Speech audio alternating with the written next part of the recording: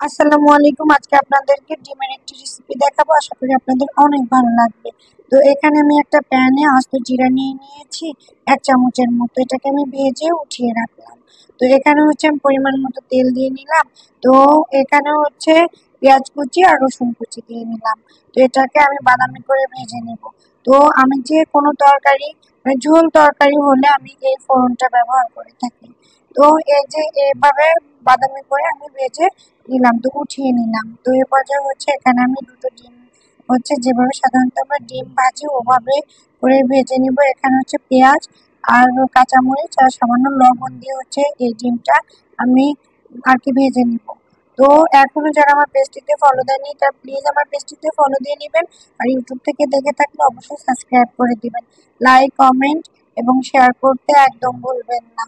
তো এ পর্যায়ে হচ্ছে আমার এই ডিমটা আমি উল্টে দেবো। উল্টে এখন হচ্ছে আমি এখানে ছোট ছোট করে টুকরো করে নিব।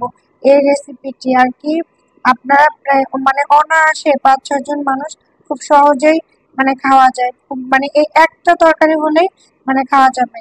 তো এ পর্যায়ে হচ্ছে আমার ডিম ভাজাটা হয়ে গেছে, উঠিয়ে নিব। তো এখন হচ্ছে ওই প্যানের ভিতরে আমি আরো কিছুটা তেল দিয়ে নিব। তো এখানে হচ্ছে কুটে ধুয়ে পরিষ্কার করে রাখা কচুরমুখী আর আলু।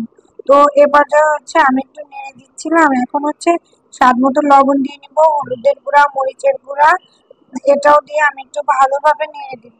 তো নেড়ে দিয়ে এ পর্যায়ে হচ্ছে সামান্য একটু পানি দিয়ে নিব, এটা হচ্ছে কষানোর জন্য। তো এখানে হচ্ছে আমি কাঁচামরিচ দিয়ে নিব। তো আপনারা আপনাদের স্বাদ অনুযায়ী কাঁচামরিচটা ব্যবহার করবেন। আমরা একটু কম ঝাল খাই, এজন্য একটু কমই দিলাম। তো আপনারা আপনাদের স্বাদ অনুযায়ী দিবেন। তো এরপর হচ্ছে আমি ঢেকে দিয়ে হচ্ছে সবজিগুলো কষিয়ে নিব। তো আমার মনে হচ্ছিল আর একটু কষানো লাগবে। তো আবারও আমি একটু ঢেকে দিলাম।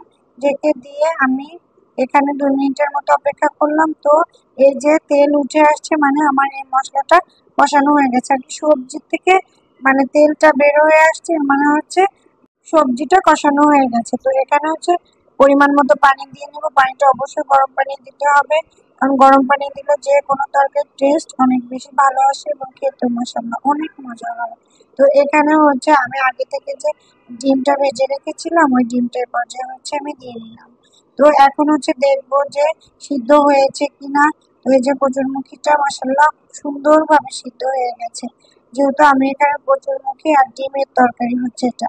এত একটু ঝোল ঝোল থাকা অবস্থায় নামিয়ে নিব, কারণ হচ্ছে যে খুব এটা হচ্ছে খুব দ্রুত টেনে যায়। তো আমি আগে থেকে যে ফোড়নটা করে রেখেছিলাম এই পর্যায়ে হচ্ছে ফোড়নটা দিয়ে ২-৩ মিনিটের মতো জাল করে নিলেই রেডি কচুরমুখী দিয়ে ডিমের তরকারি। তো আজ এই পর্যন্ত, সবাই ভালো থাকবেন।